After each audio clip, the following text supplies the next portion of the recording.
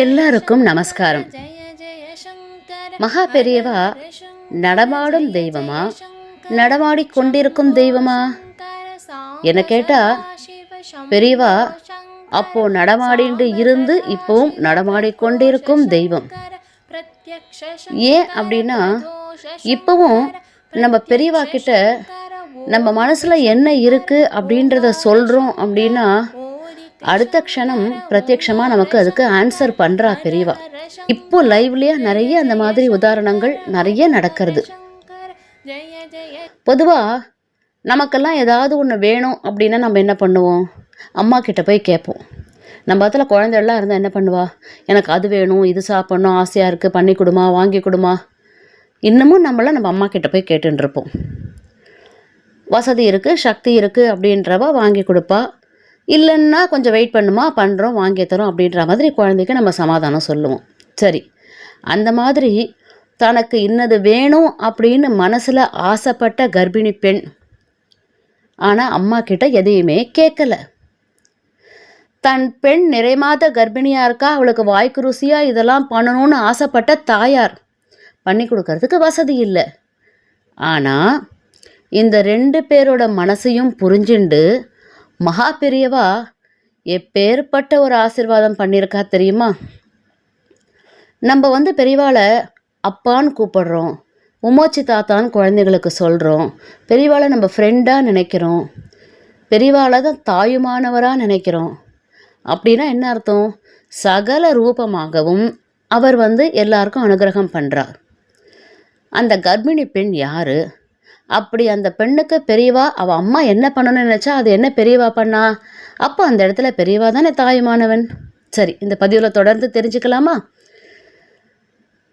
இந்த மாதிரி பெரியவா சம்மந்தப்பட்டது நல்ல சத்விஷயங்களை நம்பாத்து பெரியவா யூடியூப் சேனலில் நம்ம பதிவிடும்போது ஆற்றுல இருக்கிற பெரியவாள்லாம் அந்த ஆற்றுல இருக்கிற குழந்தைகளை கூட வச்சுண்டு இந்த மாதிரி விஷயங்களெல்லாம் கேட்க சொல்லுங்கோ, குழந்தைகளுக்கு நீங்கள் சொல்லிக் கொடுங்கோ. நம்மளோட தர்மம் என்ன, பக்தின்னா என்ன, பகவான் நம்மளுக்கு எப்படி அனுகிரகம் பண்ணுவார், இது எல்லாமே சின்ன வயசுலேருந்து நம்ம ஊட்டி ஊட்டி வளர்த்தாதானே அந்த குழந்தைகள் வளர்ந்ததுக்கப்புறம் அந்த ஆன்மீக பாதையிலேயே வளரும். ஆன்மீகம் மட்டும்தான் வாழ்க்கைக்கு சிறந்த வழியை காட்டும், அதில் எள்ளளவும் சந்தேகமே கிடையாது. ஆற்றுல சின்ன குழந்தைகள்லாம் இருந்தால்னா பக்தியையும் ஞானத்தையும் இந்த மாதிரி விஷயங்கள்லாம் சேனலில் போடுறா, இதை உட்காந்து கேளு, இந்த கதை எவ்வளோ நன்னா இருக்கு பாரு, உமாச்சி தாத்தா எப்படி ஹெல்ப் பண்ணியிருக்கா பாரு அப்படின்றத சொல்லி குழந்தைகளையும் கேட்க வைங்கோ. சரி, இப்போது என்ன பதிவுன்றதை பார்க்கலாமா? ஸ்ரீ மகா பெரியவா கிட்ட அனுகிரகம் வாங்கிறதுக்கு, ஆசீர்வாதம் வாங்கிறதுக்கு எத்தனையோ பேர் எங்கெங்கேருந்தோலாம் வருவா. அதே சமயம் அவர்கிட்டயே இருந்து அவரை எப்பவும் தரிசிக்கும் பாக்கியம் பெற்றவாளும் நிறைய பேர் இருக்கா. ஆனால் அந்த மாதிரி இருக்கிறவா இது வரைக்கும் அவர்கிட்ட எதுவும் வேண்டியதே கிடையாது. பரம்பொருளை பக்கத்தில் இருந்து பார்த்து பணிவிடை பண்ணும்போது இது வேணும் அது வேணும்னு கேட்க முடியுமா என்ன? பாக்கியசாலிகளுக்கு மட்டும்தான் மகாபெரிவா பக்கத்திலே இருக்க அனுகிரகம் கிடைக்கும். காரணம் என்ன? மகானுடைய பார்வை பட்டாலே போகிறோம். நான் பெரியவாளை பார்க்குறேன்றதை விட பெரியவா என்ன பார்த்துருக்கா, அவருடைய பார்வை தீக்ஷண்யம் பட்டிருக்கு, அப்போவே நம்மளோட எல்லா பிரச்சனையும் போயிடும், நம்மளோட தேவைகள் எல்லாமே ஈடேறிடும், இதை போய் அவர்கிட்ட எதுவுமே நம்ம கேட்க வேண்டாம் அப்படின்றது எல்லாருக்குமே இருக்கும். அதுதான் நம்பிக்கை, அதுதான் நிதர்சனமான உண்மை. இந்த நம்பிக்கை மடத்தோட தொண்டர்கள் மட்டும் இல்லாமல் சாதாரண பணியாளர்களுக்கு கூட இருந்தது. அந்த மடத்தில் யாரெல்லாம் இது பண்ணிட்டு இருக்காளோ எல்லாருக்குமே அது இருந்தது. நம்ம மேலே அவள்லாம் எவ்வளோ பக்தி வச்சுட்டுருக்கா, எவ்வளோ நம்பிக்கை வச்சுட்டுருக்கா அப்படின்றது மகாபெரிவாளுக்கு தெரியாமையா இருக்கும், எல்லாமே அவருக்கு தெரிஞ்சுது. இதை உணர்த்துற மாதிரி ஒரு லீலையை நீ என்கிட்ட கேட்கலனா கூட உன் மனசறிஞ்சு நான் உனக்கு செய்வேன்றது எல்லாருக்கும் சொல்லணும். ஒன்றும் பெரியவா எப்போ பார்த்தாலும் நான் தான் சந்திரமௌலீஸ்வரர், நான் தான் ஈஸ்வர அவதாரம் அப்படின்னு நான் சொல்லின்னு இருப்பா. அனுகிரக லீலையில் தான் யாருன்றதை நிரூபிப்பா. அந்த மாதிரி ஒரு விஷயத்தை பெரியவா பண்ணினான். ஒரு நாள் ஏர்லி மார்னிங், ரொம்ப அதிகாலை வேளையில் ஸ்ரீமடத்தில் அப்பப்போ சொல்கிற கூலி வேலையை செய்யறதுக்காக ஒரு பெண்மணி, ஒரு லேடி இருந்தா. அவள் தன்னோட பொண்ணோட மடத்துக்கு வந்திருந்தா. அந்த பொண்ணு ப்ரெக்னென்ட் லேடி, நிறைமாத கர்ப்பிணி. அந்த பொண்ணை ஆற்றுல பார்த்துக்கிறதுக்கு யாருமே கிடையாது. அவளை தனியாக ஆற்றுல விட்டுட்டு வரவும் முடியாது. ஏன்னா எனி டைம் டெலிவரி பெயின் இருக்கும், இம்மிடியேட்டாக பார்க்கணும். ஸோ நம்ம இங்கே இருந்தால் அவளை யாரும் டேக் கேர் பண்ண முடியாது அப்படின்றதுனால அவளை வந்து விட்டுட்டு வர முடியாதுன்னு தான் வேலை பார்க்குற மடத்துக்கே அவளையும் அழைச்சிட்டு வந்துட்டா அந்த அம்மா. நிறை மாத கர்ப்பிணி. ஸோ அவள் என்ன பண்ணா, அந்த பொண்ணுக்கிட்ட நீ வந்து அப்படி ஓரமாக போய் உக்காந்துக்கோ, எனக்கு என்னென்ன வேலை சொல்கிறானோ எல்லாத்தையும் பண்ணிட்டு வந்துடுறேன் அப்படின்னு பொண்ணுக்கிட்ட சொல்லிட்டு பொண்ணு ஒரு ஓரமாக உட்கார வச்சுட்டா. பாட்டு இவளுக்கு என்ன வேலை சொன்னாலோ ஷி ஸ்டார்டட் டூயிங், எல்லா வேலையும் பண்ண ஆரம்பித்தா அந்த வேலைக்கார பெண்மணி.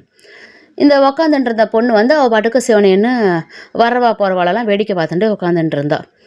பெரியவா ஆஸ் யூஷுவல் தன்னோட டியூட்டி என்ன, அவரோட டியூட்டி வழக்கமான இடத்துல இருந்துட்டு பக்தர்கள் எல்லாருக்கும் தரிசனம் கொடுத்துண்டு மகா பெரியவா எல்லாருக்கும் அனுகிரகம் பண்ணிட்டு இருந்தா. திடீர்னு என்ன பண்ணா, பெரியவா பக்கத்தில் இருக்கிற ஒரு சிஷ்யாவை கூப்பிட்டு, மடத்தில் அங்கே மூலையாக ஒரு கர்ப்பிணி பெண் உக்காந்துருக்காளா பாரு அப்படின்னு சொல்லி பெரியவா சொல்லிட்டு, அங்கே அந்த பொண்ணு இருந்தால் அவளை நீங்கள் அழிச்சிண்டு வா அப்படின்னு சொன்னான். மகா பெரியவா சொன்ன இடத்துக்கு போன அந்த சிஷ்யர் வந்து அங்கே அந்த மாதிரி ஒரு பெண் உக்காந்துருக்கிறத பார்த்துட்டு, அம்மா உன்னை வந்து மகா பெரியவா உள்ளே கூப்பிடுறா அப்படின்னு சொல்லி சொன்னார் அந்த சிஷ்யர். உடனே அந்த கர்ப்பிணி பெண் என்ன பண்ணா, அம்மாவை கூப்பிட்டா. அம்மா இங்கே வாயேன் உள்ளே கூப்பிடுறா அப்படின்னு சொல்லி அந்த கர்ப்பிணி பெண் வந்து கூப்பிட்டா. அந்த அம்மாவும் பொண்ணும் பெரியவா கிட்ட வந்து நின்னா. பெரியவா வந்து அவகிட்ட ஜாடை காமிச்சு என்ன விஷயம் அப்படின்னு கேட்டா. அதை புரிஞ்சுட்டு அந்த பணிப்பெண், அந்த வேலைக்கார பெண்மணி இருக்கல, அவ என்னதுன்னா, சாமி இவ வந்து என் பொண்ணு ரொம்ப அவள் வந்து இப்போ மாசமாக இருக்கா, பிள்ளை உண்டாயிருக்கா, அவளை பார்த்துக்கிறதுக்கு ஆற்றுல அங்கே யாருமே கிடையாது. ஸோ அதனால் நானே இங்கே கூட்டிகிட்டு வந்துட்டேன். அவளை அங்கே உட்கார சொல்லியிருந்தேன். உங்களுக்கு அதில் விருப்பம் இல்லைன்னா நான் வந்து அவளை போக சொல்லிடுறேன் அப்படின்றது தயங்கி தயங்கி சொன்னா. ஏன்னா அவளுக்கு என்னென்னா, இந்த மாதிரி இங்கே உட்காரக்கூடாதுன்னு பெரியவா நினச்சிட்டாளோ, அதனால் பெட்டர் அவளை ஆற்றுக்கே அனுப்பிடலாம் அப்படின்ற மாதிரி அந்த லேடி ஃபீல் பண்ணான். உடனே பெரியவா என்ன பண்ணா, வேண்டாம் வேண்டாம், அவளை ஆற்றுக்கெல்லாம் அனுப்பாத, அவள் அங்கே உட்கார வேண்டாம், இந்த இடத்துல இங்கே வந்து உட்கார சொல்லு அப்படின்னு சொல்லி தனக்கு நேராக இருந்த ஒரு இடத்த காமிச்சா மகா பெரியவா. அந்த வேலைக்கார பெண்மணியும் தன்னோட பொண்ணை வந்து பெரியவா சொன்ன இடத்துல நீ பெரியவாளுக்கு நமஸ்காரம் பண்ணிட்டு போய் அங்கே உட்காந்துக்கோமா அப்படின்னு சொல்லிட்டு வேலையை பார்க்கறதுக்கு கிளம்பி போயிட்டான். கொஞ்ச நாள் கழிச்சு பெரியவாளை தரிசனம் பண்ணுறதுக்கு அந்த இடத்துக்கு ஒரு பக்தர் வந்தார். பெரியவாளை நமஸ்காரம் பண்ணார். அவர் கையில் ஒரு தூக்கு இருந்தது. பெரியவா நமஸ்காரம், ஆற்றுல இருந்து நானே கைப்பட பக்ஷணம்லாம் பண்ணி கொண்டு வந்திருக்கேன், மடத்தில் வேதம் படிக்கிறவாளுக்கு தரணும்னு ஆசை, நீங்கள் அனுமதிச்சா அப்படின்னு அவர் சொல்லி முடிக்கிறதுக்குள்ள பெரியவா என்ன பண்ணா, கையை தூக்கி ஒரு இடத்த காமிச்சா. அதோ உட்காந்துருக்காளோன்னு, அவகிட்ட கொண்டு கொடு அப்படின்னு பெரியவா சொன்னால், பெரியவா உத்தரவை மீற முடியாது. அதனால் அவரும் அந்த தூக்கை கொண்டு கர்ப்பிணி பெண்ணுக்கிட்ட கொடுத்துட்டார். அந்த தூக்கு அவள் கைக்கு வந்துடுது. கொஞ்ச நாள் கழிச்சு இன்னொரு பக்தர் ஒரு பழக்கூடையை கொண்டு வந்தார். பெரியவாளுக்கு தரிசனத்துக்காக பழம்லாம் கொண்டு வந்திருக்கேன். மறுபடியும் பெரியவா என்ன பண்ணா, அதே பெண்மணியை கை காமிச்சு இந்த பழத்தெல்லாம் கொண்டு அந்த பெண்மணிக்கு கொடுத்துரு அப்படின்னு சொல்லி கொடுத்தா அந்த பழக்கூடையும் போய் அங்கே சேர்ந்துடுத்து. அதுக்கப்புறமா மடத்துக்கு கொஞ்சம் கொஞ்சமாக ஒவ்வொருத்தராக வந்துட்டு இருந்தா. அவள் கொண்டு வந்து கொடுக்கறது எல்லாமே அந்த கர்ப்பிணி பெண்ணுக்கு தான் போயின்னு இருந்தது. அந்த பொண்ணுக்கு ஒன்றுமே புரியல, வாட் இஸ் ஹேப்பனிங்னு. அவள் வந்து என்ன நடக்கிறது இங்கே, ஏன் எல்லாரும் நம்மக்கிட்ட கொண்டு வந்து கொடுத்துட்டுருக்கா அப்படின்ற மாதிரி அவள் யோசிச்சுட்டே வர்றதெல்லாம் பார்த்துட்டு சிவனேன்னு உட்காந்துட்டு இருந்தா. கொஞ்ச நாள் கழிச்சு பெரியவாளை தரிசனம் பண்ணுறதுக்கு ஒரு நடுத்தர வர்க்கத்து பக்தர் ஒருத்தர் வந்தார். அவர் ஆசீர்வாதம் பண்ணிட்டு மகா பெரியவா சொன்னா, நீ மடத்துக்கு கைங்கரியம் பண்ணணும்னு ஏதோ பணம் கொண்டு வந்திருக்க போல் இருக்கு, அப்படிதானே அப்படின்னு கேட்டா பெரியவா. அந்த பக்தருக்கு ஆச்சரியம். நான் ஜஸ்ட் இப்போ தான் ஐம் என்ட்ரிங் உள்ளே வரேன், பெரியவா கிட்ட நமஸ்காரம் பண்ணிட்டு நான் என்ன மனசில் நினச்சேன்றதை சொல்ல வரேன். பிஃபோர் தட் பெரியவா ஸ்டார்ட் பண்ணிட்டா. உடனே அவர் என்ன பண்ணார், ஆமாம் பெரியவா, மாதம் செலவு போக மிச்சம் இருக்கிற காசில் கொஞ்சத்தை வந்து ஸ்ரீமடத்துக்கு சேர்க்கணும் அப்படின்னு எடுத்து வச்சுட்டுருக்கேன். நான் கிட்டத்தட்ட 1 வருஷம் சேர்த்துருக்கேன்னு வச்சுக்கோங்களேன். இது எல்லாமே என்னோடய சேவிங்ஸ் தான். ஸோ அதை நான் இங்கே கொண்டு வந்திருக்கேன், பெரியவா இதை ஏற்றுக்கணும் அப்படின்னு சொல்லி பெரியவா கிட்ட அதை கொடுத்தார். அப்போ பெரியவா என்ன சொன்னால், இது எனக்கு வேண்டாம், இந்த பணத்தை அப்படியே கொண்டு அங்கே ஒரு பொண்ணு உக்காந்துட்டுருக்காளோன்னா அவகிட்ட கொடுத்துரு அப்படின்னு சொல்லி சொன்னார். உடனே இவரும் அந்த காசை எடுத்துகிட்டு போய் அந்த பொண்ணுக்கிட்ட கொடுத்துட்டார். பக்ஷணம் வந்தது, பழம் வந்தது, பூ வந்தது, ஓகே. ஆனால் பணம் ஏன் வருது அப்படின்னு அந்த பொண்ணுக்கு ஒன்றுமே புரியல. அந்த நேரத்தில் கரெக்டாக அந்த பெண்மணியோட அம்மா, அந்த வேலைக்கார பணிப்பெண் அம்மா இருக்கா இல்லையா, அவள் வந்து வேலையை முடிச்சுட்டு அவள் பொண்ணுக்கிட்ட வந்து பார்த்தா அவளுக்கு ஒரே ஆச்சரியம். நிறைய பழம், பக்ஷணம் எல்லாம் ஏகப்பட்டது இருக்குது. நேர மகாபெரிவா கிட்ட போனா. அவளுக்கு வந்து ஆச்சரியத்தை தாண்டி அழுக தான் வந்தது. அஃப்கோர்ஸ் டெஃபினெட்லி யாருமே அந்த இடத்துல இருந்தால் வந்து நாத்து அழுக்கும். அவள் என்ன பண்ணா மகாபெரிவாள்கிட்ட, பெரியவா என் பொண்ணு வந்து ப்ரெக்னெண்ட்டாக இருக்கா, அவளுக்கு வாய்க்கு ருசியாக பக்ஷணம்லாம் பண்ணி கொடுக்கணும்னு ஆசைப்பட்டேன். பட் நான் இருக்கிற நிலமையில அது வந்து பிரசவ செலவுக்கே நான் காசு தேடணும், இதில் எப்படி பக்ஷணம்லாம் பண்ணி கொடுக்கறது அப்படின்னு சொல்லி என் மனசில் நான் ரொம்ப வேதனைப்பட்டு இருந்தேன். என் மகளும் ஷீ நோஸ் எவ்ரிதிங், என்னோட கஷ்டம் என்னன்றது என் பொண்ணுக்கும் தெரியும்.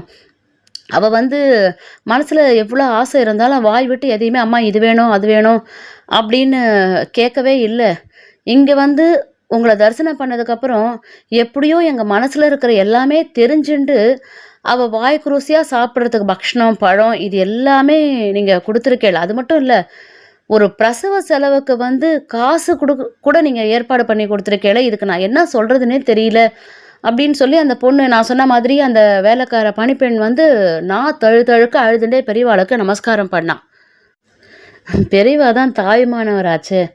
உடனே வந்து, என்னத்துக்கு இப்போ நீ இதை மாதிரி கண் கலங்குற? இது பாரு, உன் பொண்ணுக்கு நல்லபடியாக சுகப்பிரசவம் ஆகும், குழந்தை க்ஷேமமாக பிறக்கும், தாயும் செய்யும் நன்னா இருப்பா, கவலைப்படாமல் அவளை அழிச்சுட்டு போ, சுகப்பிரசவம் ஆகும் அப்படின்னு பெரியவா வந்து ஆசீர்வாதம் பண்ணி அனுப்பினான். ஒரு கர்ப்பிணி பெண் பெரியவா கண்ணில் பட்டாலே, பெரியவா தீட்சணி பட்டாலே சுகப்பிரசவம் ஆகும்ன்றது அன்ரிட்டர்ன்டு ரூல். பெரியவா இப்படி வாயார மனசார ஆசீர்வாதம் பண்ணி அனுப்பியிருக்காளே, இதுக்கு மேலே அங்கே என்ன நடந்திருக்கும்? அந்த பொண்ணுக்கு சுகப்பிரசவம் ஆகி தாயும் குழந்தையும் ரொம்பவே சுபிக்ஷமாக நன்னா இருந்தா. இதை தான் நான் வந்து ஆரம்பத்தில் சொன்னேன். நமக்கு வேணும் அப்படின்றத நோ நீட் டு ஆஸ்க். நம்ம வந்து கடவுளை நம்புகிறோம், பகவானை நம்புகிறோம், பெரியவா கிட்ட நம்புகிறோம் அப்படின்னா no need to ask anything, எனக்கு இதை பண்ணுங்க அதை பண்ணுங்க ஒன்று. அவராக நம்ம மனசில் இருக்கிறத பார்த்துண்டு இந்த நேரத்துக்கு இதை பண்ணால் இவாளுக்கு சரியாக இருக்கும் அப்படின்றது he will decide everything. The only thing is நம்ம பேஷியன்ஸ் வேணும், அவ்வளோதான்.